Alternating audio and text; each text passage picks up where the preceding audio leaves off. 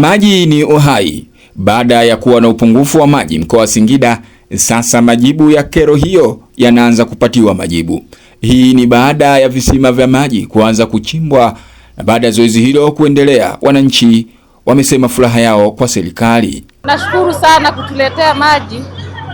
Tunamshukuru sana Samia Suluhu Hassan kwa kutoa hii huduma.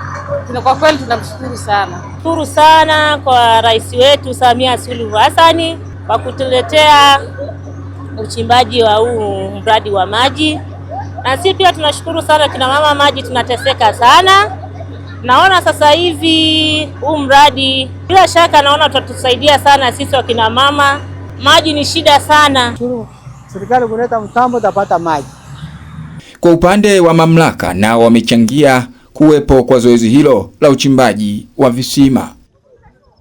Zoezi la uchimbaji wa visima linaendelea katika manispaa ya Singida katika maeneo ya Mwankoko na Mtamaa.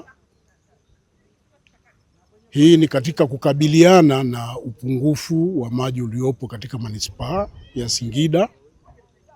Zoezi linaenda vizuri, na litakapokamilika zoezi hili tunatarajia kupata maji ya kukizi upungufu uliopo na pia kupata maji ya ziada. Tuko hapa katika mji wa Singida kuangalia maendeleo ya kazi ya uchimbaji wa visima kwa ajili ya kuhakikisha kwamba mji wa Singida unapata huduma ya maji kwa masaa yote 24.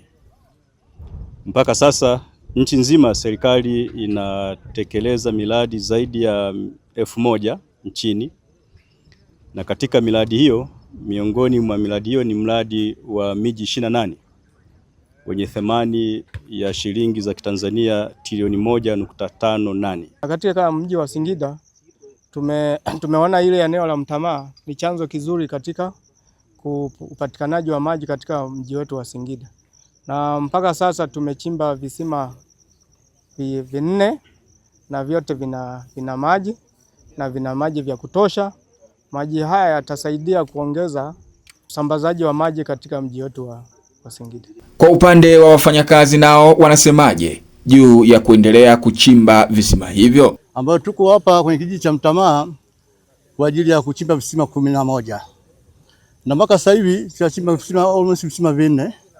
Hiki kisima sasa hivi ni kisima cha 4 ambacho kwa sasa hivi kinazalisha lita 110,000.